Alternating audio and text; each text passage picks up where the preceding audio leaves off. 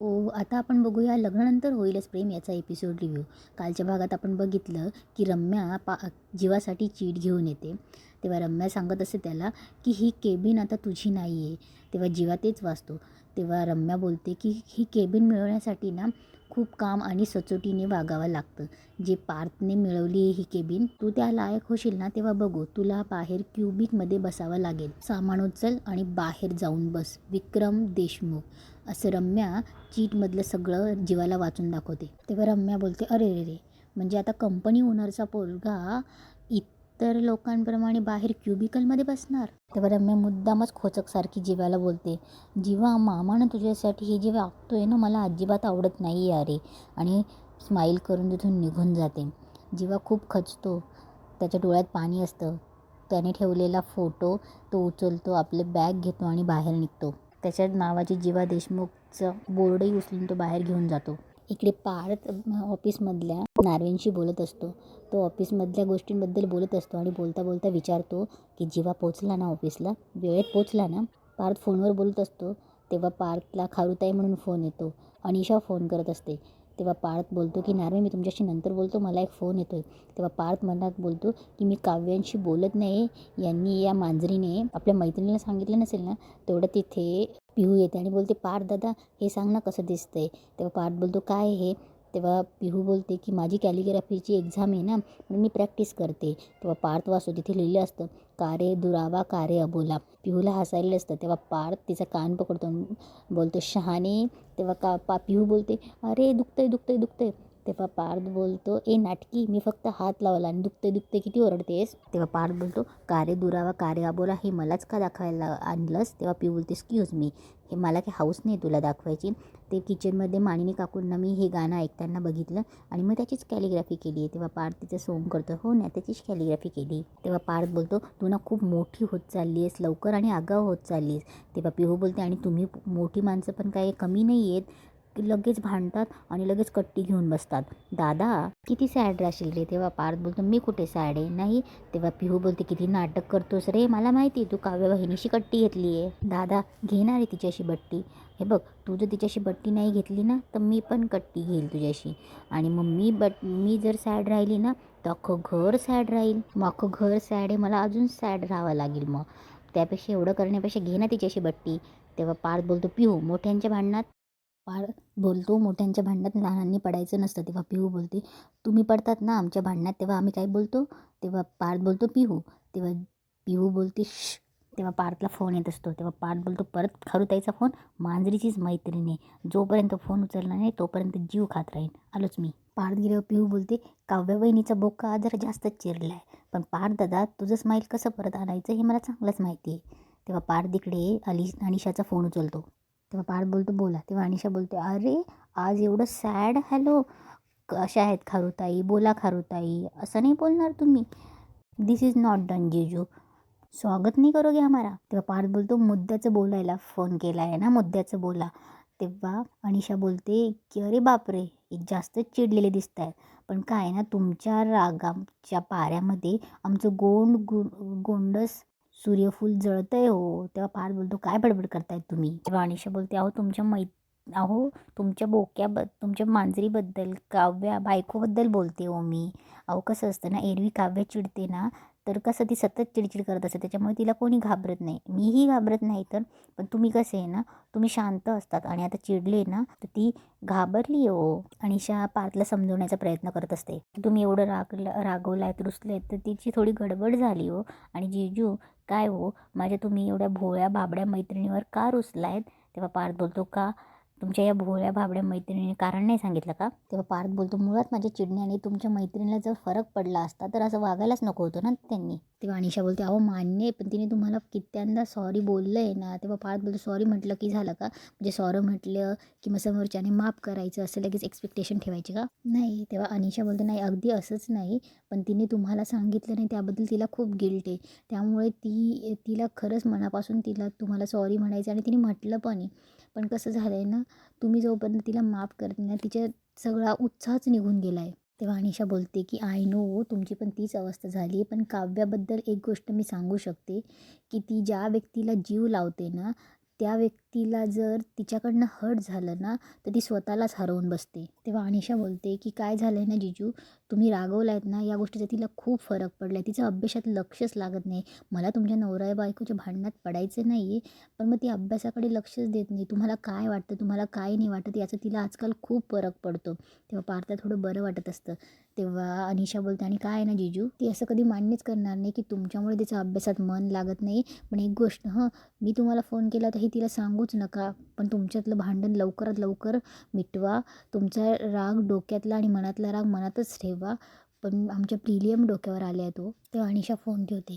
इकडे ऑफिसमध्ये जीवा बाहेरच्या क्युबिकमध्ये बसलेला असतो. एक मुलगी त्याला फाईल देते. तेव्हा ती बाकीच्या इथे जाते आणि बोलत असते की अगं आज जीवा सर ऑफिसला आले आहेत. ती जीवाबद्दल कौतुक करत असते. जीवा सर किती चांगले आहे ना. तेवढ्यात तो आशिष तिथे येतो आणि बोलतो कशाचे चांगले आहेत, त्यांना विक्रम सरांनी शिक्षा दिली आहे. तेव्हा ती बोलते असं काही पण काय बोलतोय, रिस्पेक्ट ठेव जरा. तेव्हा ती मुलगीही तिथली बोलत असते की अगं काय रिस्पेक्ट ठेवायचा. ते कुजबुज करत असतात. तेव्हा तो आशिष सांगत असतो की तुला माहीत नाही ना, गप्प बस. त्यांनी काय केलं आहे माहिती का, त्यांच्या वाईफच्या कुठल्यातरी NGOसाठी पैसे लागत होते, तर त्यांनी घरात चोरी केली. म्हणून विक्रम सरांनी त्यांना असं बाहेर बसवलं आहे. त्यांना केबिन दिली पण होती, पण ती विक्रम सरांनी काढून घेतली. केबिन आणि इज्जत कमवावं लागते असं सांगून. हे रम्या ऐकत असते. रम्याने भरवलेलं असं ऑफिसमधल्या मुलांना जीवाबद्दल. तेव्हा तो अशीच सांगत असतो की त्यांची बायको नाही का नंदिनी, तिला पैशांची गरज होती ना, तिला माहिती होतं की घरात चोरी, तरी तिने पैसे घेतले. तेव्हा त्यातली एक मुलगी बोलते की बापरे, म्हणजे तिला माहिती असून सुद्धा पैसे घेतले. मी जर त्या ठिकाणी राहिली असती ना तर मी त्या पैशांना हातच लावला नसता. तेव्हा अशीच असतात काही मुली, नवऱ्यांच्या पैशांनी नवऱ्यांच्या जीवावर मजा मारणाऱ्या कोल्ड डिगर. हे जीवा ऐकतच असतो. जीवा नंदिनीचं नाव ऐकतो आणि तिथे सुटतो आशिषकडे. तेव्हा जीवा आशिषची कॉलर पकडतो आणि काय बोललास नंदिनीबद्दल. तेव्हा तो बोलतो सर जे माहिती तेच बोललो.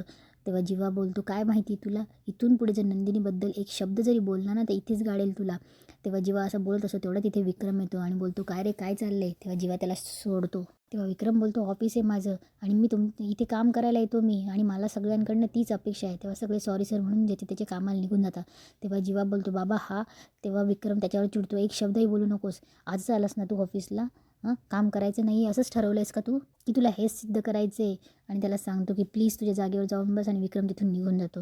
जीवाच्या डोळ्यात पाणी असतं. इकडे काव्या बसलेली असते तिच्या विचारांमध्ये. तेव्हा पार्थ बोलतो उलटं पुस्तक वाचून IAS होणार आहात का. तेव्हा काव्या पटकन पुस्तक सुलटं करते. तेव्हा पार्थ येऊन तिच्याजवळ चेअरवर बसतो आणि जे पुस्तक तिने उलटं केलेलं असतं ते परत सरळ करतो आणि बोलतो पुस्तक माहीत नाही उलटं कसं उलटं आहे, म्हणे IAS व्हायचं आहे. तेव्हा पार्थ विचारतो नाश्ता केला का. तेव्हा काव्या मानेने नाही बोलते. तेव्हा पार्थ बोलतो की अभ्यास चालू आहे ना. तेव्हा काव्या मानेने हो बोलते. तेव्हा पार्थ बोलतो नंदी बैलासारखं मान डोलावू नका. तेव्हा काव्या बोलते हो चालू आहे. तेव्हा पार्थ बोलतो चालू आहे म्हणे. तेव्हा पार्थ बोलतो डोक्यात वेगळे विचार असताना ना पुस्तकातलं डोक्यात शिरत नाही कलेक्टरीन बाई. तेव्हा काव्य बोलते की आपण एखाद्याला मनापासून सॉरी बोलत असताना समोरच्याला सॉरी एक्सेप्ट करत नाही तर असं होतं आर्किटेक्ट साहेब. तेव्हा पार्थ बोलतो मग नको ती धडपड थांबवावी ना. तेव्हा काव्य बोलते तुमच्यासाठी असेल ती नको ती धडपड, पण माझ्यासाठी नाही आहे. माझ्यावर कोणी इतकं चिडलेलं असताना मी अशी स्वस्त नाही बसू शकत. तेव्हा पार्थ बोलतो की मग आता चिडण्याचा परिणाम त्या अभ्यासावर व्हायला पाहिजे का. तेव्हा काव्य बोलते तसं तर नाही व्हायला पाहिजे. तेव्हा पार्थ बोलतो मग. तेव्हा काव्या बोलते आता कुणीतरी चिडलं आहे माझ्यावर तर मग होणारच ना. तर तुम्ही जर माझ्यावर चिडला नाहीत तर त्याचा चांगला परिणाम होईल माझ्या अभ्यासावर. तेव्हा पार्थ बोलतो सॉरी. तेव्हा काव्या शंकेने बघते आणि बोलते तुम्ही कशाला सॉरी म्हणत आहात. तेव्हा पार्थ बोलतो तुम्ही कोणाची मैत्रीण आहात. तेव्हा काव्या बोलते अनिशाची. तेव्हा पार्थ बोलतो तेव्हा काव्या बोलते तुमची. तेव्हा पार्थ बोलतो तुम्ही माझी मैत्रीण आहात, मग तुमची चूकसुद्धा माझीच झाली ना. तेव्हा पार्थ बोलतो माझी चुकीला मीच सॉरी बोलणार ना.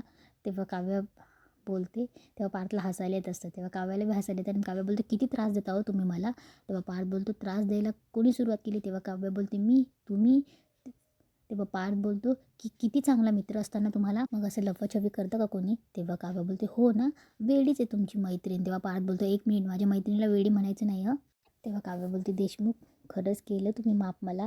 तेव्हा पार्थ जरा आडेवेडे घेतो, चेअरवर नीट बसतो आणि मान डोलवून बोलतो केलं माफ. तेव्हा काव्या हसते आणि बोलतो देशमुख खूप छळता तुम्ही मला. तेव्हा पार्थ बोलतो मी. तेव्हा काव्या बोलते देशमुख खरंच सॉरी, नाही जमलं मला तुमच्याशी बोलायला, खरंच एक्स्ट्रीमली सॉरी. तेव्हा पार्थ बोलतो जाऊ द्या, झालं ते झालं, गेलं ते गेलं, अभ्यास करा चांगला, प्रिलिम्स आहेत ना तुमच्या. तेव्हा काव्य बोलते तुम्हाला कसं माहिती माझे प्रिलिम्स आहेत. तेव्हा पार्थ बोलतो तुमच्या खारुताई मैत्रिणीने सांगितलं मला.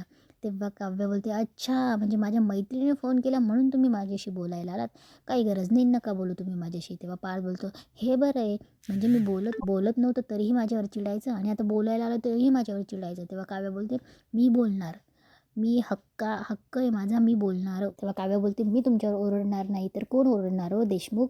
तेव्हा पार्थ बोलतो फक्त काव्य देशमुख. तेव्हा काव्य बोलते मग. तेव्हा पार्थ बोलतो चला, आधीची काव्य परत आली म्हणून बरं वाटलं.